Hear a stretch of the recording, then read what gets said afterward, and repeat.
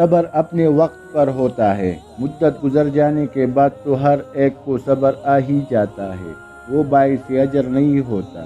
صبر وہی باعث اجر ہوتا ہے جو ارادہ اور اختیار سے مصیبت کو دبانے کے لیے کیا جائے۔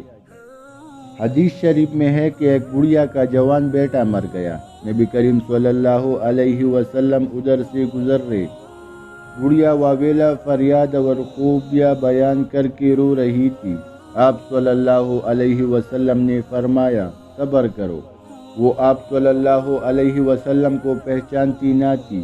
جواب دیا کہ ہاں، تمہارا جوان بیٹا مر گیا ہوتا تو پتہ چلتا۔ آپ صلی اللہ علیہ وسلم چل دیے۔ کسی نے کہا اللہ کے رسول تھے، دوڑی دوڑی آئی اور کہا اب میں صبر کروں گی۔ آپ صلی اللہ علیہ وسلم نے فرمایا ترجمہ: صدمہ اور رنج پہنچتی ہی آدمی صبر کرے تو معجب اجر ہوتا ہے۔